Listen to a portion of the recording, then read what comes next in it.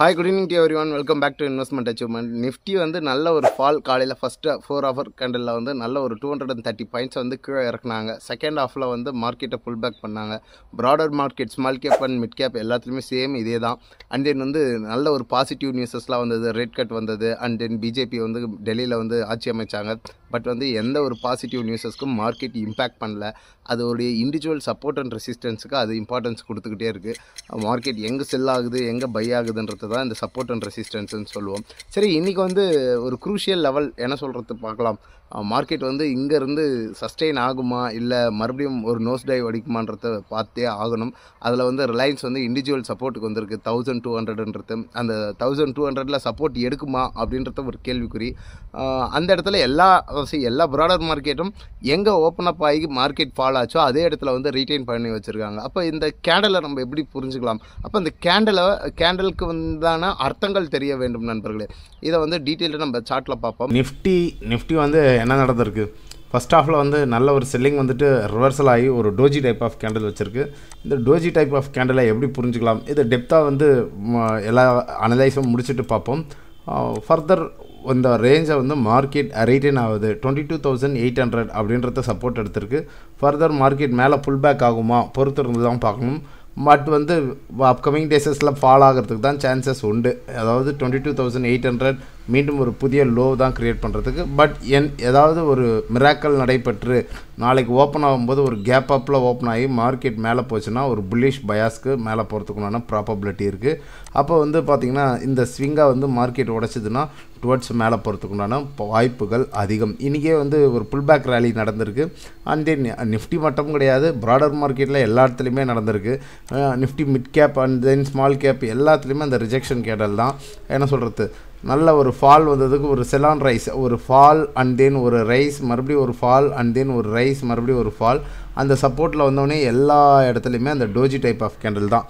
Small cap 50 இருக்கட்டும் and then mid cap 50. Mid cap 50 என்ன ரேஞ்சில் இருக்குதுன்னு பார்த்தீங்கன்னா மார்க்கெட் எக்ஸாக்டாக ஃபால் ஆச்சு, ஒரு ரிவர்சல் ஆச்சு, மறுபடியும் அங்கே வந்துட்டு அந்த டோஜி டைப் ஆஃப் கேண்டில் தான். அப்போ அந்த டோஜிக்கு என்ன அர்த்தங்கள்? என்ன சொல்கிறது, ஒரு கேண்டில்ஸை வந்து நம்ம வந்து மனப்பாடம் பண்ணுறதுலாம் பிரச்சனை கிடையாது. அந்த நீங்கள் எவ்வளோ மனப்பாடம் பண்ணுவீங்க? என்ன தான் ஒரு படிப்பாளியாக இருந்தாலும் ஒரு வாத்தியாராக இருந்தாலும் கேண்டல்ஸை மனப்பாடம் பண்ணிங்கன்னா இந்த மார்க்கெட்டில் இங்கே பாருங்கள், இங்கே ஒரு டோஜின்னுவான், இது ஒரு டோஜின்னுவான், லாங் லெக்கு, கிரேவ் ஸ்டோனு, அது இதுன்னுவான். அப்போ பேரே நம்மளுக்கு வந்து மனப்பாடம் ஆகிறதுக்கு பல நாட்கள் ஆகும், வருடங்கள் ஆகும். பட் வந்து கேண்டல் என்ன சொல்லுது அப்படின்றத புரிஞ்சுக்கிட்டிங்கன்னா ஈஸியாக அந்த கேண்டில் என்ன சொல்லுதுன்றதை புரிஞ்சுக்கலாம். ஓகேவா? Nifty mid cap, small cap 50, Nifty 50 எல்லாத்துலேயுமே அந்த ரிஜெக்ஷன் கேண்டில் தான். அண்ட் தென் நிஃப்டி பேங்க்கும் சேம் அதே மாதிரி ஒரு ரிஜெக்ஷன் தான்.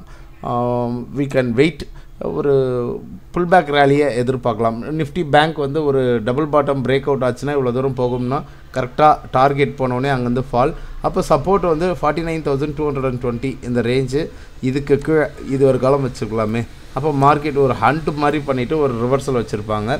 இந்த கேண்டலை நம்ம எப்படி டெப்த்தாக அனலைஸ் பண்ணலாம், ஒரு கேண்டலை எப்படி புரிஞ்சுக்கலான்றது கிளியராக சார்ட்டில் போய் பார்ப்போம். அண்ட் தென் ரிலையன்ஸோடைய முக்கியமான சப்போர்ட். ரிலையன்ஸ் தான் இன்றைக்கி ஒரு பாகுபலி மாதிரி மார்க்கெட்டை வந்து மேலே தூக்கி கொடுத்தது. மார்க்கெட் வந்து ஒரு ஆல் டைம் ஆகி போனால் அங்கே செல், அங்கேருந்து மார்க்கெட் ஃபால் ஆனவுடனே மறுபடியும் ஒரு புல் பேக் ஆகிட்டு மீண்டும் இந்த இடத்துல ஒரு டோஜி டைப் ஆஃப் கேண்டல். அப்போ இந்த டோஜி வந்து என்ன சொல்கிறாங்க, ஃபர்தர் மார்க்கெட்டில் புல் பேக் ஆகிறதுக்கு முன்னாடி வாய்ப்புகள் இருக்கா? இதை வந்து ஒரு ஃபால் வருது எந்த இடத்துல இருந்து? இப்போ ரிலையன்ஸை வந்து நம்ம பார்த்துருப்போம், மேலேருந்து கீழே வந்தது, கீழே இருந்து மேலே போயிட்டு மேலேருந்து என்ன ஆச்சு, ஃபால் வந்தது. அப்போ அந்த ஃபால் வரும்போது இந்த கேண்டலுக்குள்ளார 2 கேண்டலாக எடுத்துப்போம். 4 ஹவர்ஸ் கேண்டல், 2 4 ஹவர்ஸ் கேண்டலாக எடுத்துப்போம். அந்த 4 ஹவர்ஸ் கேண்டலில் ஃபஸ்ட் ஹாஃபில் வந்து செல் வந்திருக்கு, செகண்ட் ஹாஃபில் பை வந்திருக்கு. அப்போ அந்த செல்லையும் பையும் எப்படி கால்குலேட் பண்ணுறோம்? ஒரு மேத்தமெட்டிக் கால்குலேஷன் தான். ஒரு பையர்ஸ் எங்கே இருக்கிறாங்க, செல்லர்ஸ் எங்கே இருக்கிறாங்கன்றது நம்மளுக்கு தெரிஞ்சாகணும் இல்லையா? அந்த மேத்தமெட்டிக் எப்படி புரிஞ்சுக்கலாம்? அப்போ இது வந்து ஒரு ஸ்ட்ராங்கான சப்போர்ட்டுன்னு வச்சுப்போம். இந்த சப்போர்ட்டில் வந்து மார்க்கெட் என்ன ஆகிட்டுருக்கு, மேலேருந்து ஃபால் வருது. இந்த ஒரு லாஸ்ட் கேண்டில் வந்து என்ன நடந்திருக்கு, இன்றைக்கி நடந்த சினாரியோ ஃபஸ்ட்டு 4 ஹவர்ஸில் ஹெவி செல்லிங், மார்க்கெட் வந்து செல்லிங் ப்ரெஷரில் இந்த சப்போர்ட் 1200க்கு கீழும் மார்க்கெட் போச்சு. அண்ட் தென் கீழே போனவுடனே மார்க்கெட் என்ன ஆச்சு, உடனே புல் பேக் ஆனாங்க. அப்போ இந்த இடத்துல வந்து செல்லர் டாமினேட் பண்ணியிருக்காங்க, செகண்ட் ஹாஃபில் பையர்ஸ் வந்து உள்ளே வந்திருக்கிறாங்க. அப்போ இந்த 2 கேண்டல்லையும் கால்குலேட் பண்ணி வரக்கூடிய ஆன்சர் தான் அந்த டோஜி. அப்போ என்ன நடக்குது, ஒரு செல் அண்ட் தென் ஒரு பை. இந்த கேண்டலை கழிச்சா இதுக்குண்டான வரக்கூடிய விடை என்னன்னு பார்த்தீங்கன்னா அந்த லாங் லெக் டோஜி. அந்த லாங் லெக் டோஜி பேரை மாற்றி சொல்லிக்கிட்டு நம்மளுக்கு வந்து தலை தான் சுத்தம். லாங் லெக் டோஜின்னுவாங்க, கிரேவ் ஸ்டோன்னுவாங்க, கிரேவ் ஸ்டோன் யாரா அந்த பையன், நான் தான் அந்த பையன் சொல்லிக்கிட்டு இருக்கணும். புரியுதுங்களா? அப்போ ஒரு கேண்டலை எப்படி ரீட் பண்ணுறோம், இந்த கேண்டல் கழிக்கிறோம். எப்படி கழிக்கிறோம், இந்த செல்லிங் கிரிப்பில் நல்ல செல்லர்ஸ் வந்த இடத்துல பையர்ஸ் உள்ளே வந்திருக்கிறாங்கன்னா அந்த விக்குன்றது க்ரியேட் ஆகும். அப்போ இப்படி உள்ளே போயிடுச்சுன்னா அந்த விக்கு கீழே இருந்து யார் மேலே இருந்து யார் செல் பண்ணாங்க, செல்லர்ஸ். கீழே இருந்து யார் புஷ் பண்ணாங்க, பையர்ஸ். அப்போ பாடி சின்னதாகவும் விக்கு அப்பர் சைடாகவும் இருக்கிறது தான் இந்த டோஜி டைப் ஆஃப் கேண்டில். சரிங்களா? இந்த கேண்டலை எப்படி இன்னமும் கிளியர் எக்ஸ்ப்ளனேஷனோட சொல்கிறேன், நல்லா புரிஞ்சுக்குங்க. ஒரு 1200 ஓப்பன் ப்ரைஸ் வச்சுப்போம். அப்போ ஓப்பன் ப்ரைஸ்லேருந்து என்ன ஆயிருக்கு, மார்க்கெட் ஃபர்தராக ஃபால் வந்திருக்கு. அப்போ இங்கே யாருடைய கிரிப் இருந்திருக்குன்னா செல்லர்ஸ் வந்து டாமினேஷன் பண்ணியிருக்காங்க. எவ்வளோக்கு, 1000 ரூபாய் வரைக்கும் கீழே இறக்கின்னு வந்திருக்காங்க. And then second 4 hour candle வந்து என்ன நடந்திருக்குன்னு பார்த்தீங்கன்னா, அடுத்த கேண்டில் அந்த 1000 ரூபாய்க்கு ஓப்பன் ஆகிட்டு டுவர்ட்ஸ் அப்வர்டில் மேலே போகுது. அப்போ இங்கே யார் உள்ளே வந்திருக்காங்கன்னா பையர்ஸ் உள்ளே வந்திருக்காங்க.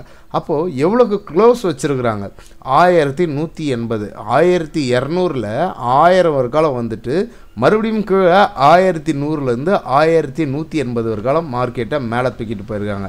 எவ்வளோ பாயிண்ட் வந்து நெகட்டிவாக இருக்குது, 100 பாயிண்ட்ஸ். இங்கேருந்து எவ்வளோ தூரம் பாயிண்ட்ஸ் மேலே போயிருக்கு, 80 பாயிண்ட்ஸ். அப்போ வந்து 20 பாயிண்ட்ஸ் வந்து நெகட்டிவ் பயாஸ். அந்த 20 பாயிண்ட்ஸுக்கு தான் அந்த கேண்டலோடைய விக் இது மாதிரி வருது. அப்போ இங்கே யார் என்ன பண்ணியிருக்காங்க, ஃபஸ்ட் ஹாஃபில் செல்லர்ஸ் உள்ளே வந்திருக்காங்க. நல்லா புரிந்து கொள்ள வேண்டும் நண்பர்களே. ஓப்பன் ஆனதுலேருந்து செல்லர்ஸ் தான் உள்ளே வந்திருக்காங்க. அடுத்தது வந்து பையர்ஸ் உள்ளே போயிருக்கிறாங்க. அதனால தான் இந்த விக்குன்றது வருகிறது. இப்போ கிளியராக புரிஞ்சிருக்குன்னு நினைக்கிறேன். ஒரு கேண்டல்ன்றது 3 விதமாக சொல்லுவாங்க, அப்பர் விக், லோயர் விக், பாடி அப்படின்னுவாங்க. அந்த பாடியில் யார் இருக்கிறாங்கன்றது தான் மீனிங். இப்போ என்ன நடந்திருக்கு, அப்பயும் மார்க்கெட் வந்து மேலே இருந்து செல்லர் டாமினேஷன் தான் இருந்திருக்கு. இங்கே வந்து பையர் வந்து புஷ் பண்ணி தான் வந்திருக்கிறாங்களே கண்டி செல்லருடைய கிரிப் இன்னமும் இருந்து கொண்டு தான் இருக்குது. இப்போது அடுத்த கட்டமாக மார்க்கெட் மேலே போகணும்னா யார் என்ன பண்ணணும், ரிலையன்ஸ் சப்போர்ட் பண்ணியே கொடுக்கணும். கட்டாயம் அந்த இடத்துல இருந்து புல் பேக் வந்தே ஆகணும். இது ஒரு கேண்டல் வச்சதுனால மார்க்கெட் மேலே போகுன்றது அவசியம் கிடையாது. இங்கே பையர்ஸ் இருக்கிறாங்க. இந்த ரேஞ்சில் யார் இருக்கிறாங்கன்னா பையர்ஸ். செல்லருடைய கிரிப்பை நாங்கள் விட மாட்டோம். செல்லர்ஸ் வந்து அடித்தாலும் நாங்கள் பையர்ஸ் வந்து கிரிப்பை விட மாட்டோம், நாங்கள் மேலே தூக்குவோம். எஃப்ஐஎஸ் செல் பண்ணாலும் டிஏஎஸ் விஆர் புல் ஹப் அப்படின்ற மாதிரி புல் பண்ணுறாங்க. இதுதான் மார்க்கெட்டுடைய சினாரியோ. இப்போ மறுபடியும் ரிலையன்ஸோடைய சார்ட்டில் போய் ரிலையன்ஸ் வந்து என்ன நடந்திருக்கு, 4 hours கேண்டலில் கிளியராக பாருங்கள். மார்க்கெட் அங்கேருந்து செல் ஆகிருந்தாலும் மறுபடியும் புல் பேக் நடந்திருக்கு. ஒரு ஃபஸ்ட் ஹாஃபில் வந்து செல் ஆகிட்டு செகண்ட் ஹாஃபில் வந்து ஒரு புல் பேக் ரேலியை அழகாக கொடுத்துருக்குறாங்க. ஃபஸ்ட் ஹாஃபில் என்ன நடந்திருக்கு, செல்லர்ஸ் உள்ளே வந்திருக்காங்க. செல்லர்ஸ்கிட்ட இருந்து யார் புல் பேக் பண்ணியிருக்காங்க, பையர்ஸ் புல் பேக் பண்ணியிருக்காங்க. அப்போ எந்த ரேஞ்சுக்கு மேலே போனால் பை ஆகும், எந்த ரேஞ்சுக்கு மேலே போனால் செல் ஆகும். மார்க்கெட் இந்த ரேஞ்சில் பையர்ஸ் உள்ளே இருக்கிறாங்க. எந்த ப்ரைஸ்ன்னு பார்த்தீங்கன்னா 1200. இன்கேஸ் நாளைக்கு மறுபடியும் ஒரு கேப் டவுனோ இல்லை மறுபடியும் கீழே வந்தாலும் இங்கேருந்து மார்க்கெட் இப்படி மேலே போயிட்டு இப்படி சஸ்டெயின் ஆகிட்டு டுவர்ட்ஸ் மேலே போனால் டுவர்ட்ஸ் ரெசிஸ்டன்ஸ் போகும். அப்படி போகும்போது மார்க்கெட் வந்து நிஃப்டி வந்து ஒரு புல் பேக் ஆகும். இந்த இடத்துல பாருங்கள், ஃபஸ்ட் ஹாஃபில் ஃபுல்லாக செல்லர்ஸ் வந்தாங்க. மறுபடியும் என்னாச்சு, மார்க்கெட் புல் பேக் பண்ணாங்க. மறுபடியும் ஃபால் ஆச்சு. மறுபடியும் மீண்டும் அந்த ஹைக்கு போச்சு. ப்ரீவியஸ் ஹையான 1300 போச்சு. இப்போ இந்த டோஜி டைப் ஆஃப் கேண்டலை எப்படி புரிஞ்சுக்கணும் அப்படின்றது நல்லா தெரிஞ்சிருக்கும்னு நினைக்கிறேன். அண்டு நிஃப்டியோடைய லெவல்ஸ் என்ன, நிஃப்டி வந்து அந்த இடத்துல வந்து சப்போர்ட், ரிலையன்ஸோடைய சப்போர்ட் இருந்தாவே போதும். ரிலையன்ஸ் இங்கேருந்து புல் பேக் பண்ணி கொடுத்தாவே போதும். மார்க்கெட்டை மறுபடியும் கீழே இறக்காமல் மறுபடியும் சஸ்டெயின் பண்ணி கொடுப்பாங்க. அப்போ சப்போர்ட்டுன்றது நீட்டு ஒரு கோடு போடாதீங்க, அங்கே ஒரு ஜோனாக போடுங்க. ஏன் நாங்கள் வந்து ஒரு ஜோனாக போடுறோம், அந்த ஜோனுக்கு உண்டான வேல்யூ என்ன. ஆங்கிலத்தில் ஒரு அருமையான பழமொழி இருக்குது, don't draw a line, draw a zone வாங்க. நம்ம போடுற கோடுலாம் வந்து சப்போர்ட் ஆகிடாது, அது ஒரு ஜோனாக போடணும். அது ஜோனுக்கு உண்டான இடமாக இருக்கணும். ஜோனுன்றது ஒரு பாக்ஸ் போட சொல்லலை. நான் நல்லா புரிந்து கொள்ள நண்பர்களே. சார் நீங்கள் தான் கோடு போடாதீங்க, பாக்ஸ் போடுங்கன்னு சொன்னீங்க, நீட் நினச்சிக்காதீங்க. அந்த ஜோன் போடுறதுக்கு அங்கே வேலிடான ஜோனாக இருக்கணும். அப்போ அந்த பையர்ஸ் எங்கே இருக்கிறாங்கன்றத தெரிஞ்சு அது ஜோனாக போட்டுட்டு அந்த இடத்துல என்ட்ரி எடுத்து எங்கே செல்லர்ஸ் இருக்கிறாங்களோ அந்த இடத்துல வந்து டிக்ளைன் பண்ணிவிட்டு ப்ராஃபிட்டை புக் பண்ணிவிட்டு வாங்க. ரிலையன்ஸ் வந்து ஃபர்தராக மேலே போகிறதுக்கு உண்டான ப்ராபபிலிட்டி இருக்குது. இது வந்து ஸ்விங் 1, இது வந்து ஸ்விங் 2, இது வந்து ஸ்விங் 3, இது வந்து ஸ்விங் 4. இதை வந்து எப்படி பார்க்கலாம், இது வந்து ஒரு கப் வித் ஹேண்டல் ஃபார்மேஷன் மாதிரி வந்துக்கிட்டு இருக்குது. இது ஒரு கப் அண்ட் தென் அனதர் ஒரு ஹேண்டல் ஃபார்மேஷன். ஃபர்தராக ரிலையன்ஸ் வந்து இந்த ரேஞ்சை உடைக்கும் போது மார்க்கெட்டை புல் பேக் பண்ணுவாங்க. அது ஒரு காலம் நம்ம பொறுமையாக தான் இருந்து ஆக வேண்டும். நான் என்ன சொல்கிறது, இப்போ அடுத்து ஒரு கேண்டல் வந்து என்னவா வந்தால் என்ன மாதிரி வரும், நாளைக்கு அந்த கேண்டல் வந்ததுன்னா கட்டாயம் சொல்கிறேன் அந்த கேண்டல் என்னவா இருக்கும், அது என்ன பேட்டர்ன்ன்றதை சொல்கிறேன். இப்படி ஒரு கேண்டல் வந்ததுன்னா ஒரு புல்லிஷ் கேண்டலில் வரணும். அப்படி வந்ததுன்னா அது பேர் வந்து மார்னிங் ஸ்டார்னுவாங்க. அந்த மார்னிங் ஸ்டாருக்கு உண்டான ரூல்ஸ் அண்ட் ரெகுலேஷன் என்னன்றது நாளைக்கு உண்டான வீடியோவில் பார்ப்போம். வரத்துக்கு முன்னாடி மார்னிங் ஸ்டாராக ஆகிடாது.